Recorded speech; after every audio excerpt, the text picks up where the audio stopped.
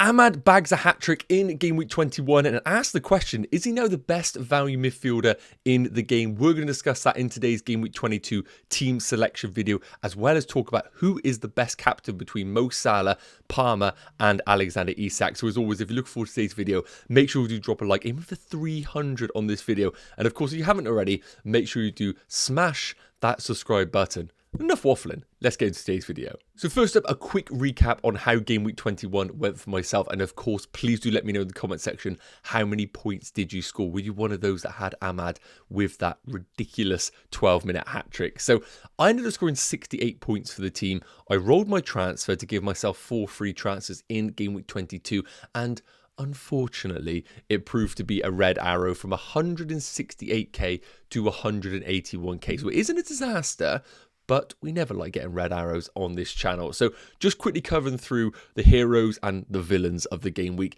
Fabianski with the 1-pointer. I mean, Sells versus Fabianski, I think we all knew both were going to concede. It was just who was going to rack up the save points on the wrong end of the coin there. Defenders, Muno's coming in with a 6-pointer, which actually proved to be really important because Trent, once again, just not delivering at his price point. 2-pointer for him and a 1-pointer for Gabriel. I know there's a lot of contention about whether he should have had an assist, but I think looking back at the replays, it looks like they probably did come to the right conclusion, which is annoying for us that did own Gabriel. In terms of the midfielders, so we went for Cole Palmer as captaincy. We had it on Alexander Isak for most of the week, but with that yellow flag and him only just coming back into the training, that was enough for me to put it on a 90-minute penalty taker, and I opted for Cole Palmer, and thankfully got lucky on that one. Cole Palmer with the 10-pointer doubled. Mo Salah with his first blank in forever, and it's going to be really interesting in the community now because when you look at his scoring, it's been ridiculous. Now that he's just had one blank, is that going to slightly put doubts in our minds when we consider just an obvious captaincy for him? We will touch on that in today's video. Gordon with the 9-pointer. Again, I had him so early on. I'm really glad to see him continue to deliver in my team. And Bruno Fernandes with the 4-pointer. I really needed these points. Big points, and unfortunately didn't have the right Man United player. And it now begs the question for my team, is it actually the wrong Man United player to own, or should I just completely avoid Man United altogether? So we will be talking about that in today's team selection. And then the front three, Vissel with the 6-pointer, my MVP this year. I will be devastated when the day comes that I do sell him. Isak with the 16-pointer, and my least favourite player in the world, João Pedro with the 1-pointer. Now you can see here the 12-pointer of Semenyo. Now I imagine there's a few people watching this who were in a similar situation where maybe the João Pedro started and have blocked some points on your bench. Now, just give you a bit of a understanding of my mindset right now, because I know a lot of people are probably really annoyed at themselves.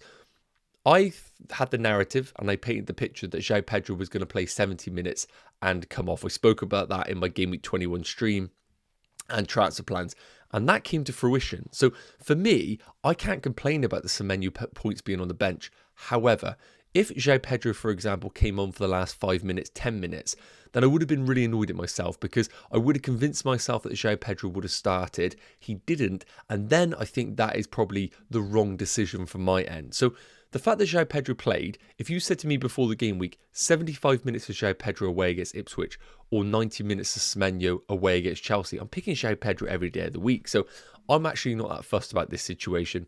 Obviously, I would have loved the Semenyo points, but it is what it is. So 68 points, small red arrow, but we're now going into game week 22 with 4 free transfers. The problems. Trent, is he actually good value? Bruno Fernandes, have I got the wrong Man United player? And simply no Chris Wood in this team. So let's talk about what we're going to do with this side. So going into game week 22 without Chris Wood is a scary prospect, to say the least. Man United made Southampton look like prime Barcelona in that first half, but end of the day, United still score 3 goals against this Southampton defence. And of course, with Chris Wood having the best fixture of game week 22 at home against Southampton, and being a manager that doesn't currently own him, I've got to ask myself, do I just force him in? Because of course, having the best fixture and the ownership that he has in the game, if he was to get, and would you be surprised if he did pick up a brace, it is going to be huge on my overall rank. And each and every game week, obviously Alexander Isak, pretty much everyone owns him. I've had Vissa and I've had João Pedro, and each week I've backed one of those two to match or outscore Chris Wood. And even though it hasn't happened every week, we've been pretty close. We've had a lot of situations where Vissa's got the 6-pointer, Wood's got the 8, and I've been pretty content with it.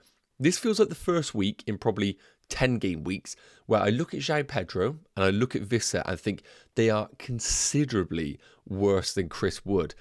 So do I bring him in? Well, it is going to have to be a 2-transfer strategy. I'm going to have to downgrade somebody in my team. And as we've spoken about, it would have to include either Trent or Bruno Fernandes. So it is going to be a lot of surgery to the team. So is he worth it? Well, he's the second highest owned forward in the game, as I discussed. So he is going to really hurt the rank if he does well in this fixture. And I've just put it there. He's the talisman, a penalty taker in a title-chasing team. And I think we have to say that now because they put in a good performance against Liverpool. And until we actually see Nottingham Forest fall off a cliff, and I do think it will happen eventually because the way that they're playing, the system and the game style of Nuno, I don't think it is sustainable over the course of a season. And the way that Chris Wood is converting right now is just ridiculous. So he literally averages just under 2 shots a game. And we know that he's pretty much scoring in most games. So this can't continue. But with the fixtures coming up over the next 3, Southampton at home, Bournemouth away, which I don't think is a terrible fixture, and then Brighton at home, I would say it doesn't even matter if he can't continue it for the foreseeable future. Those 3 upcoming games could really, really hurt the overall rank. And I've got to ask the question right now with myself. Do I keep rolling the dice with João Pedro and Vissa versus Chris Wood, or do I just accept that I'm bringing in a player that isn't really going to massively impact my overall rank for the good, but it just covers off what could happen in these next 3 fixtures? So right now, at the time of recording, I am tempted just to be a little bit safe and bring Chris Wood in at the expense of either João Pedro or Vissa. But I do understand that long term, it isn't really a logical, analytical pick because Fulham away in game week 25, Newcastle away in game week 26, and Arsenal at home in game week 27 doesn't scream out bags of goals. But we know with Chris Wood, all he needs is a goal and he's picking up minimum 2 bonus each and every time. And this just feels like the one time where he could pick up that brace or hat-trick.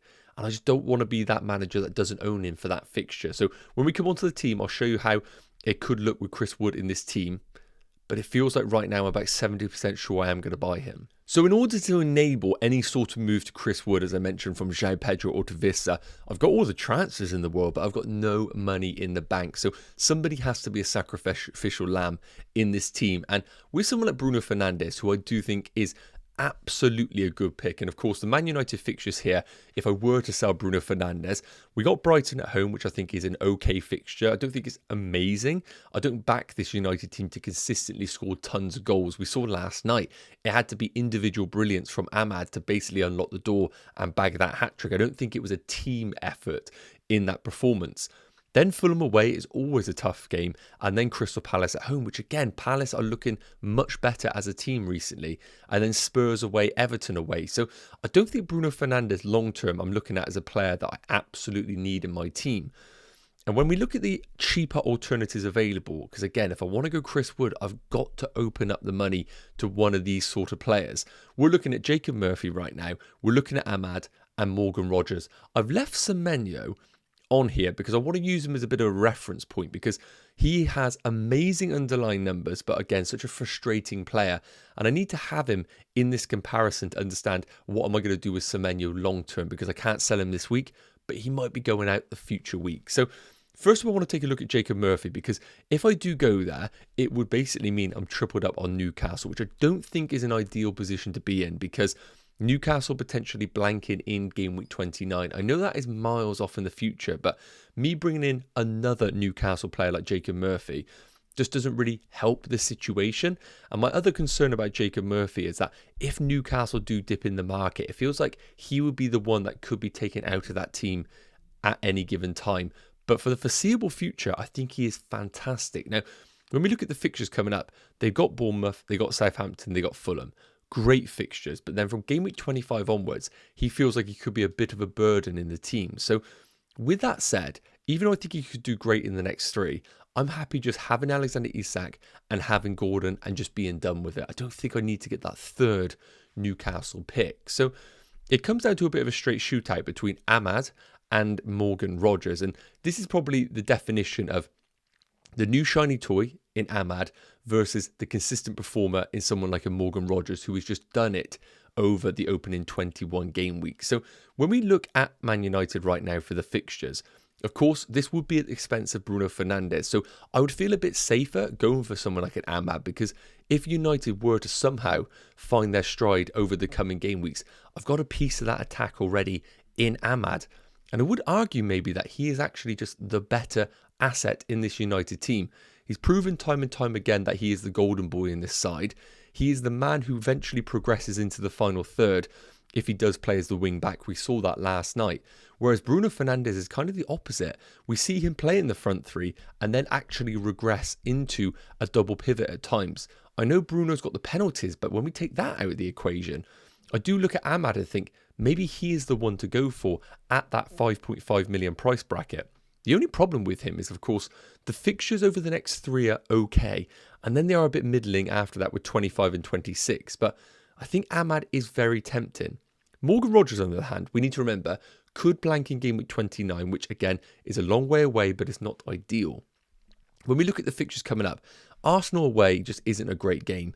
And with my team structure right now, if I was to bring in Morgan Rogers, it doesn't really help the situation because I'd have to start one of him or Semenyo away against Newcastle. Not immediately fantastic. But then after that, West Ham at home, Wolves away, Ipswich at home, Chelsea at home. Really, really good long-term fixtures. And now that they're pretty much the same price, well, they are the same price, and putting up pretty identical numbers, I've got to ask the question, do I get the guy who is playing one of the front three in an unpredictable Man United team, or do I bring in arguably the talisman in an Aston Villa team who are equally quite unpredictable, but have, I would say, better fixtures long-term? If I had to decide right now, I feel like I would go for the new shiny toy in AMAD Diallo, because I do feel like his ceiling is a lot higher than that of Morgan Rogers, but the sensible play would be to go for someone like Morgan Rogers. Let me know who you would go for in the comment section. Is it a little bit recency bias because of that hat-trick from AMAD? Finally, as I mentioned, what I could do with my team is take the money out of the defence. And I've spoken about each and every week about how I don't think Trent is value at 7.2 million. So do I actually just deliver on what I've been saying each week? Downgrade Trent to somebody like a Konate or a Virgil van Dijk. Now, I've put Konate and Van Dijk here just as a reference point. And if I was to sell Trent, it would have to be to a Liverpool player just to capitalise on this double game week for 24. And of course, a reminder that 23 and 25 are fantastic. And I do look at Konate and think that his game time is going to be sometimes managed, but I think most of the time he will be a starter in this team. Now, do I think Trent will outscore both of these? 100%, because if they get the clean sheet, both of these are all going to pick it up, Konate or Trent. Of course, in terms of attacking returns, that is where Trent has the massive favour. The only thing I would say is there a chance that Connor Bradley might steal some minutes? Potentially. I'm not bullish on Connor Bradley in terms of stealing minutes from Trent, but could I see it happen in one of these 3 games of 23, 24, 25? Definitely could. The only problem is the replacement in Konate being so injury prone. Could I equally see the same sort of odds of Trent being dropped as Konate getting injured? Probably say they're pretty even for both. So with that being said, I think Trent down to Konate is a move that I could absolutely advocate, because I don't think I'm losing too much. As I said, I'm just not seeing it right now with Trent to think that I'm losing out on a absolute essential defender. It's just that thought in the back of your mind that he has that ability to go big, like a game week 23 at home against Ipswich, like a game week 25 at home against Wolves. So I am loath to sell Trent. So the big toss-up right now is Trent down to Konate or Bruno down to AMAD to accommodate someone like a Chris Wood. Let's have a look at this game week 22 team selection. So moving into my game week 22 team selection, and a reminder, I've got 4 free transfers, 0 in the bank. So goalkeeper, no debate this week. I'm so glad. If Sells concedes and Fabianski keeps a clean sheet, it is what it is. I can sleep at night with that decision. So I'm so glad we don't have any sort of goalkeeper dilemma in game week 22. Now, in terms of the defenders, we've spoken about how, if I am going to buy Chris Wood, I could sell Trent. Well, you can see here, the plan right now is to keep him. I just feel like if there is a player that has that high ceiling between now and game week 25, I feel like he has the fixtures to do so. And I think bringing in someone like Konate, there is such a huge difference between the two. I think Konate is 2 or 6 points. Trent is anything from 2 to 15. And I just feel like if I get on the wrong side of that, it could be really, really impactful on my team. So we're going to go with the defence of Munoz away against West Ham. There is a slight deliberation between starting Anderson or Munoz, but I feel like with Munoz, because of his attacking potential, I kind of got to rule out the fixture in itself and just understand that I've got a player who is equally as attacking as Trent, and I kind of just have to start him in all fixtures apart from maybe Arsenal and Liverpool, those sort of games. So Munoz is going to be in.